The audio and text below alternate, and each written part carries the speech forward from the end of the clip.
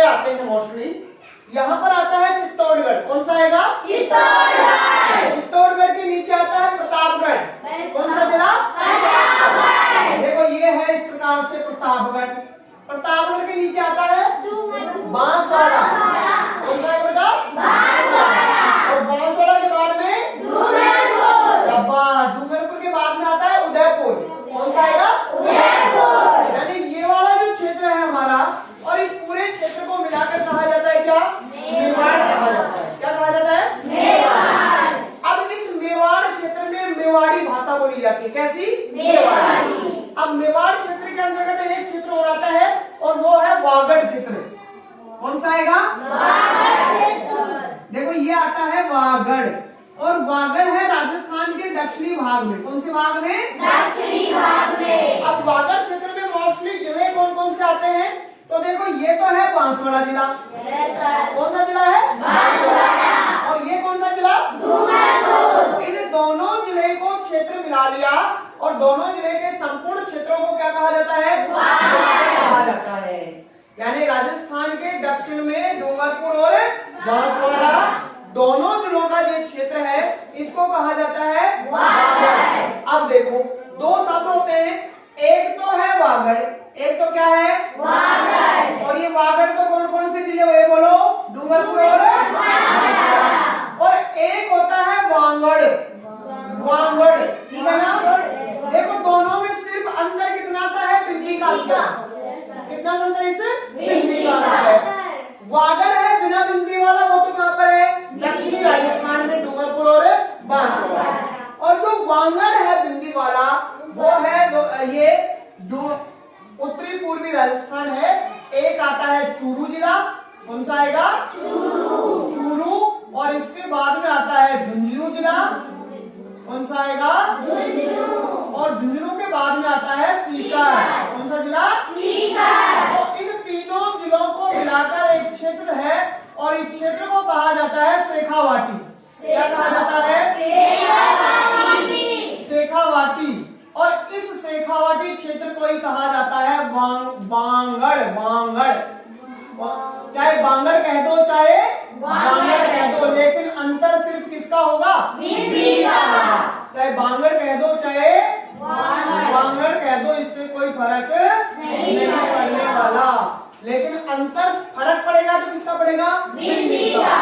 बिंदी वाला होगा उत्तर क्षेत्र में और बिना बिंदी वाला होगा दक्षिण। तो वागड़ होगा डूंगरपुर बांसवाड़ा और बांगड़ होगा शेखावाटी क्षेत्र। और शेखावाटी क्षेत्र में कौन कौन से जिले हो गए बोलो? शाबाश। तीनों जिले के क्षेत्र को कह दिया बांगड़। अब आप कैसे याद रख सकते हो इसको? ऐसे याद रखना कि महिला जो होती है और महिला के बिंदी कहाँ लगती है? सिर में, पहले ऊपर। तो बिंदी वाला होगा कहाँ पर? ऊपर। और बिना बिंदी वाला होगा नीचे, यानी दक्षिण में, ठीक है ना? तो वागड़ है डूंगरपुर बांसवाड़ा और बांगड़ है चूरू झुंझुनू और शेखावाटी। समझ गए? तो दो क्षेत्र हो गए हमारे, एक है मेवाड़ और एक है वागड़। अब देखो मेवाड़ में जो चित्तौड़गढ़ जिला है और चित्तौड़गढ़ के दक्षिण में है प्रतापगढ़ जिला, कौन सा जिला? प्रतापगढ़। अब ये बताओ कि राजस्थान का 33वां जिला कौन सा है? प्रतापगढ़। वेरी गुड, शाबाश। 33वां जिला कौन सा बना? प्रतापगढ़। तो ये भी बता दो कि 33वां जिला प्रतापगढ़ कब बना? 26 जनवरी सन 2008। शाबाश। ये जो जिला बना था इसका गठन हुआ था, और गठन की अगर हम बात करें तो 26 जनवरी 2008। Very good. 26 जनवरी 2008 को राजस्थान का कौन सा जिला बनाया गया? 33वां जिला प्रतापगढ़ बनाया गया था। तो आप ये बता दीजिए कि ये जो 33वां जिला बना है 26 जनवरी 2008 को राजस्थान का, ये कितने जिलों को तोड़कर बनाया गया? 3 जिलों को। शाबाश। कितने जिलों को? 3 जिलों को बनाया गया। तो 3 जिलों में बोल दो नंबर 1 चित्तौड़गढ़। शाबाश। सबसे पहला जिला कौन सा? चित्तौड़गढ़। और सबसे ज्यादा भाग भी इसी का लिया गया था, किसका? चित्तौड़गढ़। नंबर 1 चित्तौड़गढ़। बोलो नंबर 2 बांसवाड़ा। Very good. दूसरा जिला कौन सा है? बांसवाड़ा। और तीसरा जिला कौन सा हुआ? उदयपुर। शाबाश। तीसरा जिला कौन सा है? उदयपुर। तो इन तीनों जिलों को कुछ कुछ भाग तोड़ा गया और हमारे राजस्थान का 33वां जिला कौन सा बना गया? अब इधर देखो आप कि हम इन तीनों जिलों को कैसे याद रख सकते हैं। भाई ये जो प्रतापगढ़ जिला बना है ये ऐसे तो नहीं होगा कि यहाँ से चूरू का भाग तोड़कर यहाँ ले जाएंगे, हो ही नहीं सकता। यानी प्रतापगढ़ जिला उसके आसपास के 3 जिलों का क्षेत्र तोड़ के बनाया जाएगा। और तीनों जिले आसपास के हैं, चित्तौड़गढ़, बांसवाड़ा और उदयपुर। अब देखो इनकी स्थिति देखो, यहाँ पर तो ये खुद प्रतापगढ़ जिला है, इसके उत्तर में यहाँ पर आता है ये चित्तौड़गढ़ आता है, ठीक है। यहाँ पर ये डूंगरपुर, यहाँ पर बांसवाड़ा और यहाँ पर आता है ये उदयपुर जिला।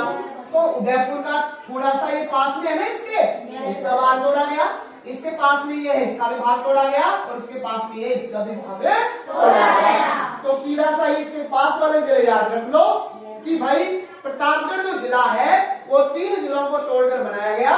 तो इसके ऊपर तो कौन सा? चित्तौड़गढ़। और इसके इधर पश्चिम में कौन सा? उदयपुर। और इसके दक्षिण में कौन सा? बांसवाड़ा। इन तीनों जिलों को तोड़कर बनाया गया था। चलिए बहुत अच्छा, शाबाश। अब हम बात करते हैं मारवाड़। कौन सा क्षेत्र है? मारवाड़। मारवाड़ की अगर हम बात करें तो ये वाला क्षेत्र है मारवाड़।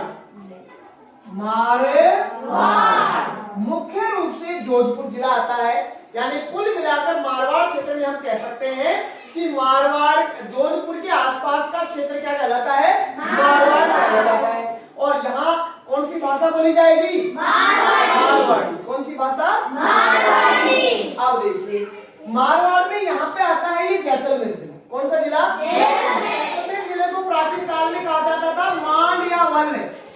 जैसलमेर जिले का नाम क्या था? या वल्ल। यानी जैसलमेर जिले को ये याद रखना, जैसलमेर जिले को कहते थे पहले क्या? मांड या वल्ल कहा जाता था। और यहाँ पर आता है अजमेर जिला। कौन सा जिला? अजमेर। और अजमेर जिला में आता है ब्यावर। कौन सा क्षेत्र? ब्यावर। अजमेर में ब्यावर के क्षेत्र के आसपास जो क्षेत्र था उसको कहते थे मेरवाड़ा। क्या कहते थे? मेरवाड़ा। यानी ब्यावर में अजमेर के आसपास का क्षेत्र कहलाता था मेरवाड़ा, जबकि जोधपुर के आसपास का क्षेत्र क्या कहलाता है? मारवाड़। क्या कहलाता है? मारवाड़। अब देखो यहाँ पे जैसे अगर हम बात करें तो यहाँ क्षेत्र जयपुर जो जिला है और जयपुर के आसपास का क्षेत्र कहलाता है ढूंढाड़।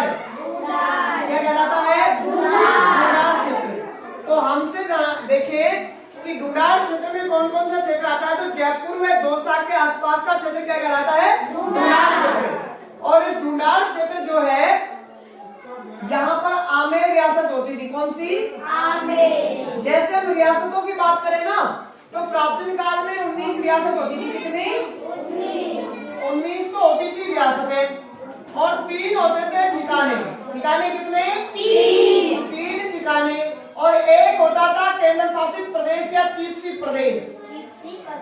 चीफ शिप प्रदेश जो होता था अजमेर मेरवाड़ा। ये वाला जो क्षेत्र पड़ रहे हैं ना, केंद्र शासित या चीफ शिप प्रदेश होता था। 3 ठिकाने होते थे, 19 रियासतें। इन 19 रियासतों में से आमेर रियासत थी, यहाँ पर ढूंढाड़ के आसपास का क्षेत्र जो था। और यहाँ पर ढूंढाड़ में पहले प्राचीन काल में जो जाति रहती थी ना, वो रहती थी कौन सी जाति? मीणा जाति। मीणा व बड़गुजर। मीणा व बड़गुजर यहाँ पर रहते थे। कहाँ पर? ढूंढाड़ क्षेत्र में। कहाँ पर रहते थे? ढूंढाड़ क्षेत्र में। लेकिन मीणा और बड़गुजरों को परास्त कर दिया, यानी हरा दिया किसने? राजपूतों ने। किसने हरा दिया? राजपूतों ने। और राजपूतों का भी कौन सा वंश था? कछुआ वंश। कौन सा वंश था? बोलो। कछुआ वंश। राजपूतों का भी कछुआ वंश था, जिन्होंने मीणा व बड़गुजरों को क्या कर दिया? हरा दिया, परास्त कर दिया और अपना शासन स्थापित कर लिया। तो आमेर यानी मेवा ढूंढाड़ जो क्षेत्र है इसमें कौन सा वंश था? बोलो। कछुआ वंश। हमारी जो ये 19 रियासतें थी, अलग अलग जो क्षेत्र थे हमारे राजस्थान में, रियासत कालीन राजस्थान में प्राचीन काल में, यहाँ पर राजपूत राजाओं के अलग अलग वंश शासन करते थे।